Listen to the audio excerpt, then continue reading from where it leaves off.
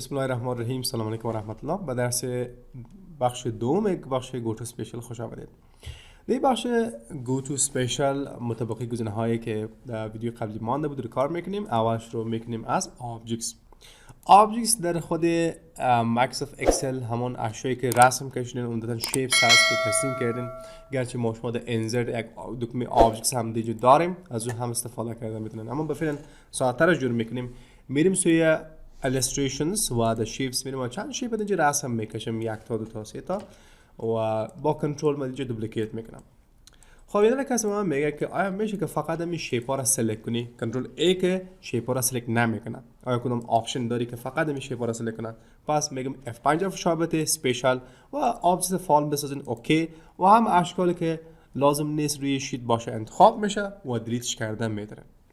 مورد بعدی در بخش اسپیشال رو دیفرنس و کالم دیفرنس است. شما فرض کنید یک لیست سلکت کردین به شکلی که باشه ردیف است و حال در این ردیف ببینید کدش پرزنت است و یک روز ابسنت است یا غیر حاضر است. میخوام غیر حاضر روزش پیدا کنم.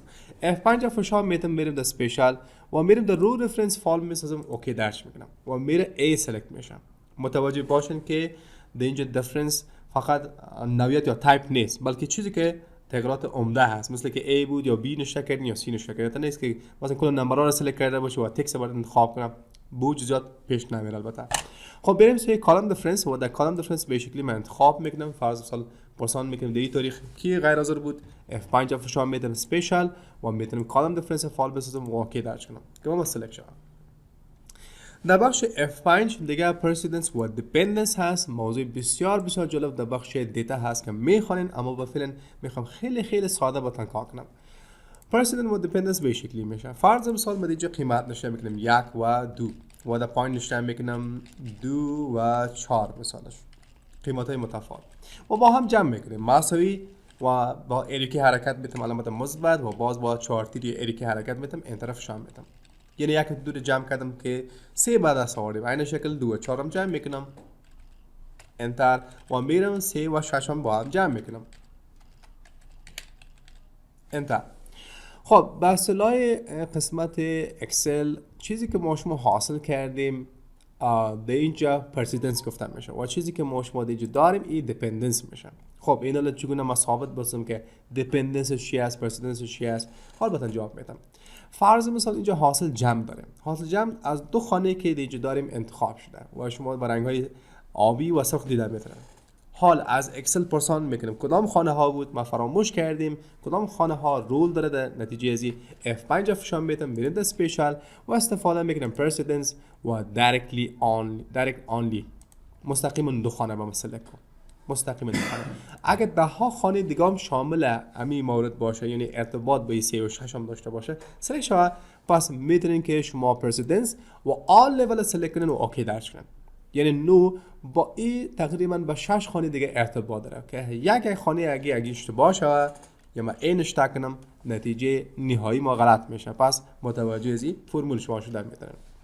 برعکس اگر بگیم که این یک کجا استفاده شده باشه یا کجا ارتباط داره و در کدام فرمول استفاده شده، پس F5 فشار میتونم در اسپیشال و دیپندنس فال میزم دایرکت اونلی و یک خانه سلکت میشه و اگر بخوایم کجا جای دیگر انتخاب کنم اسپیشال میرم و دیپندنس آل لول سلکت میکنم و اوکی درج میکنم که دیگه خانه ها سلکت میشه.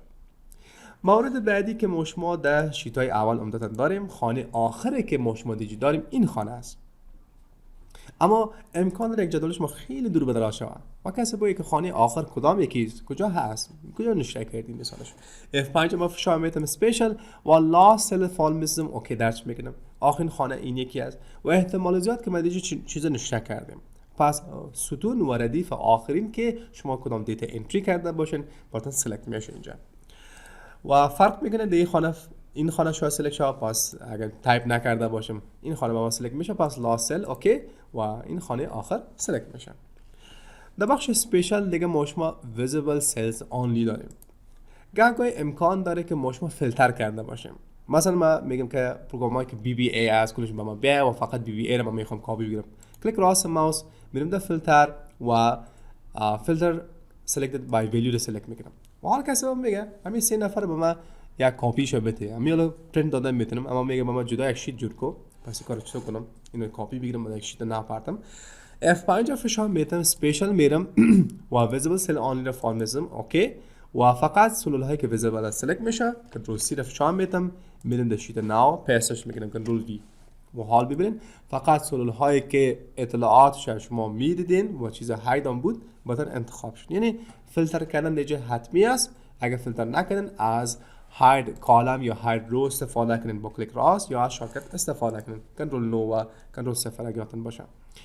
خب بعد از ویزیبل سل آنلیز میرسیم میره اسکیپ کنم و پس فیلتر شما کلیک راست و به فیلتر کلیرش کنم اینجا. در F5 کار بعدی ما شما سوی conditional formatting و دیتا ولیدیشن است که قبلا شما دیدین اما میخوام که آل و سیم شما یک بار ببینن.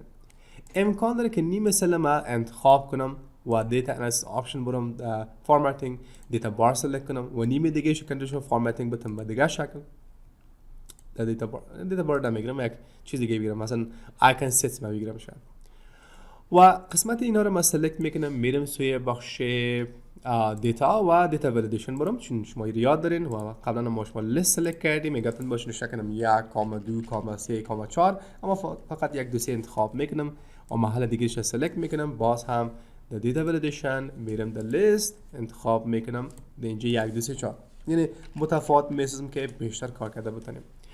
خب اول از conditional formatting شروع میکنم. F5 فشار میتم میرم در اسپیشال میگم conditional formatting سلکت کو همش انتخاب مهم نیست که یکسان هست یا نیست کش انتخاب کو اوکی و کل لیست با ما سلکت میشن.